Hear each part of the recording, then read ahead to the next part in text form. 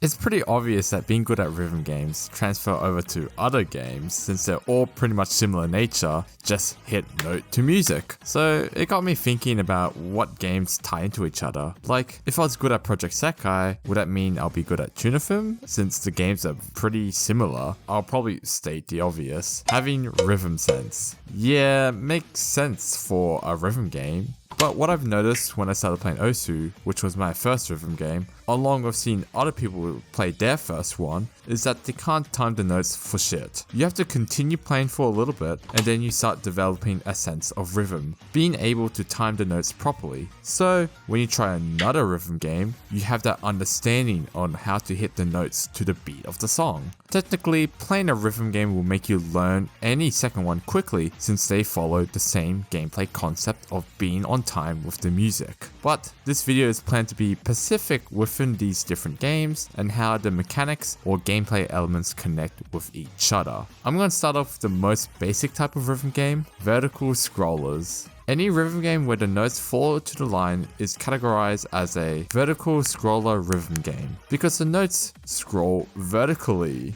Wow, they all pretty much play the same, or even just the same game at this point, with taps and notes where you have to hold called LNs. The big difference between some of them is the amount of lines they have, starting from 4 and going to 5, 6, 7, or 8. I admit, I'm pretty shit with 2DX, but I'm assuming that being good at this game will allow you to be automatically good with other VSRGs with fewer lanes. Like if you switch to 4K Mania, you're just playing half the game. Less shit to process. Now, there's two different skills you can develop in a rhythm game, reading and input. So with VSRGs, reading means processing notes on the screen, and an input is reacting to those following notes by mashing your keyboard or your preferred device. Well, speak about mashing keyboards, everyone knows about Osu. It's a circle clicking game where you have to use the cursor to aim the notes and the keys to hit them to the beat. What makes Osu unique is that the notes don't fall into the judgment line, it's more like the judgment line, which is the approach circle, falls onto the note. So reading in VSRGs will not help you at all, but the correlation between them is the tapping, because if you think about it, you typically use 2 fingers to play Osu, so you're pretty much playing a VSRG, but with only 2 lanes, so the exercise of tapping the fingers carry over.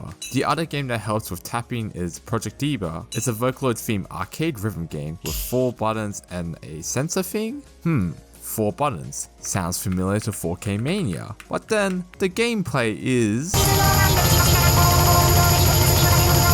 Yeah, I have no idea how you read this, but even though reading is different, you still have to mash the buttons like you do in a VSRG, although you would play this on a controller with its console ports, or in the arcade, if it even exists in this accursed country. Well, that's input explained. What about reading? Well, the most obvious connection is the dancing arcade rhythm games. So there's quite a few, like the multiple versions of DDR, Step Mania, and Pump It Up. Gameplay wise, it's literally another VSRG, but now you have to use your legs to hit the notes. No correlation with mashing the keyboard, so this is what makes these dance games so unique, since it uses a completely different limb to play, creating its own category within the rhythm game community.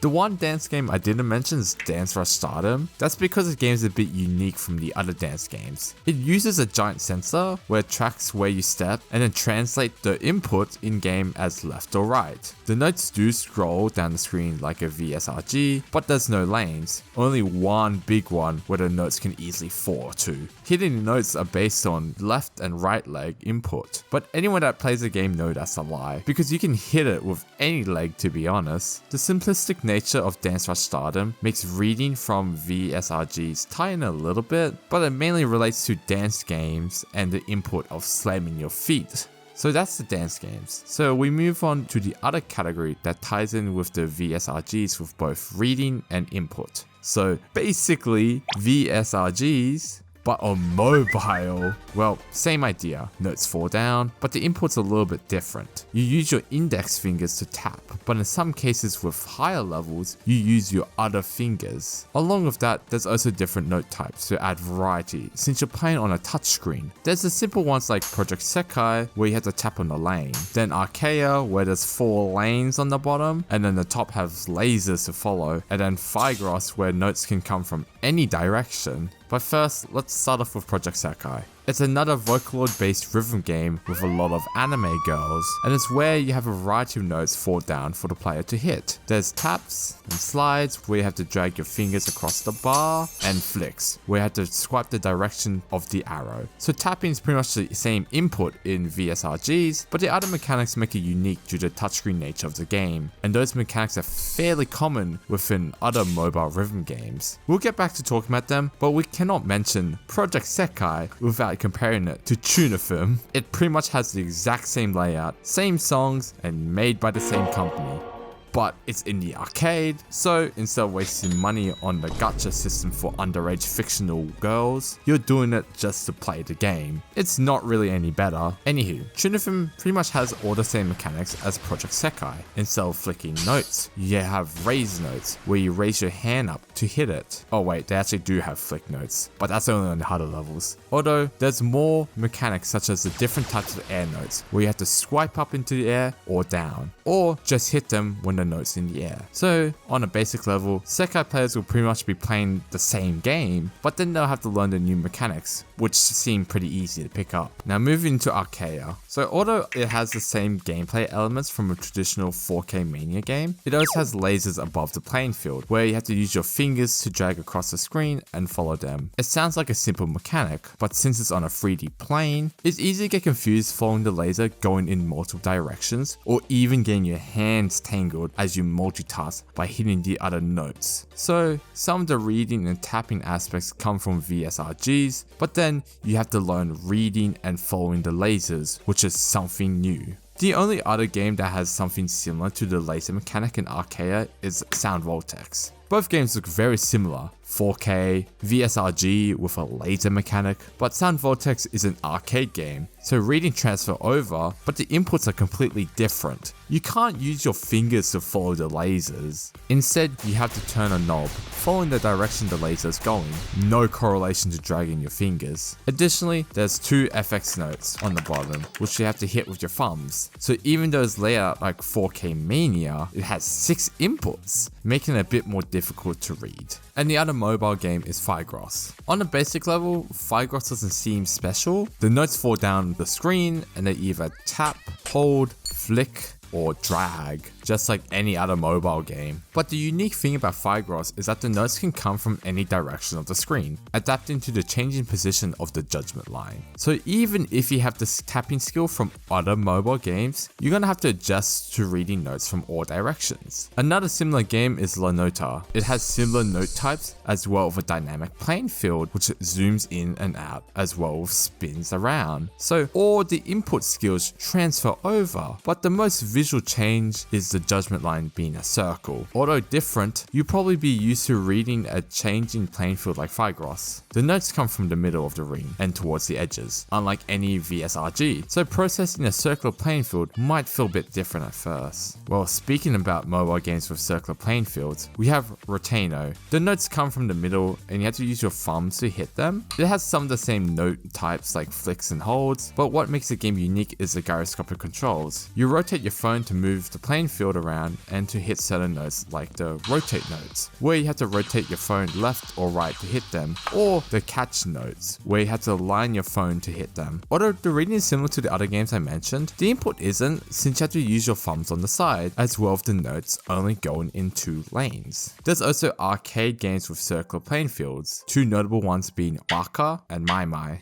Wacca is a close tie to Rotaeno and other mobile games than maimai because it uses a circular touch panel where you have to drag and slide around it. So imagine playing on your phone, but your whole phone is curved into a ring. Although using similar mechanics to mobile games, hitting notes feel different because you're using your upper body to reach around the touch panel since it's pretty big, using more stamina and body movement than simply poking the screen. Along with that, the input area being circular is a bit disorienting to read at first from my experience. Although no one plays the game because Wacca is dead, everyone moved on to maimai now. Maimai is another arcade game that uses a circular playing field. It uses 8 buttons around the screen, and you would have to tap and hold notes that come from the center using your upper body to hit the buttons. What makes Maimai different from Wacca is the touchscreen, since you can also touch and hold notes on the screen as well as sliding notes across it. The different note types are comparable to other rhythm games, but then the slide notes are fairly unique. How slides work is that you have to hit the spinning star first and then follow the slide that appears with it on the screen, but it's not as simple as just following it when it appears, since the slide moves on a 1 beat delay. You have to wait a bit and then you slide it. The way you follow the slide depends on many factors. The BPM of the song can make it go fast or slow, as well as how fast the star initially spins. Along with that, good luck hitting all the other notes as you try to keep track of the slide. From my experience, I noticed new players that have a lot of prior rhythm game experience do really well on charts that have a lot of tapping, which makes sense because it's the same action as tapping on a tablet or on buttons, for example. But when slides are introduced to patterns, that's when they struggle. I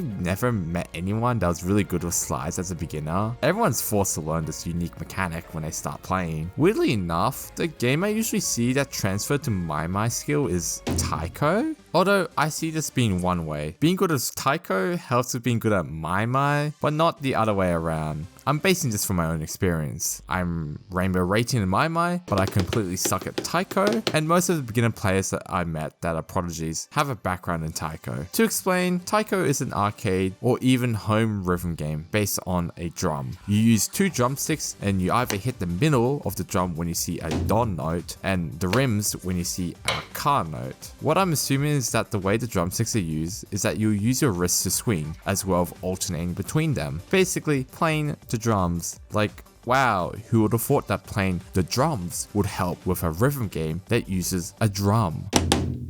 Most maimai tap patterns are alternating between your hands to hit the notes, and you're pretty much doing the same action. The reason why maimai skill doesn't transfer over to Taiko because you don't use the drumsticks to hit the notes. I mean, you can, but don't do that. Apart from that, Taiko is a relatively unique rhythm game. It's not really a VSRG since it uses one horizontal lane for both the don and ka notes, so reading is a bit different. It's probably harder since the 2 notes appear on one lane, making the playing field clustered as well as no set scroll speed. There's also Osu Taiko. It's pretty much an emulator to the official game on PC, which means you can play on the keyboard. It allows the skill cap of the game to be pushed even further because it's easier to use your fingers to match a keyboard than your whole arms to hit the drum. So input doesn't really transfer between games because the movement when hitting the notes are different, although reading is identical since it's pretty much the same game. Another Taiko-like game with its unique twist is Muse Dash. Along with being a rhythm game, it's also a 2D side scroller. So you would hit notes as well as dodge some of them. So firstly, when you play this game, you'll notice the sus imagery and aesthetics of the game. But apart from that, the 2 notes, ground and air, are separated into different lanes, which makes it easier to read, resembling more of a VSRG. It also introduced hold notes. Yeah, I've totally never seen those before, crazy. But it adds more complexity within the Taiko genre. The example is that you would hold the hold note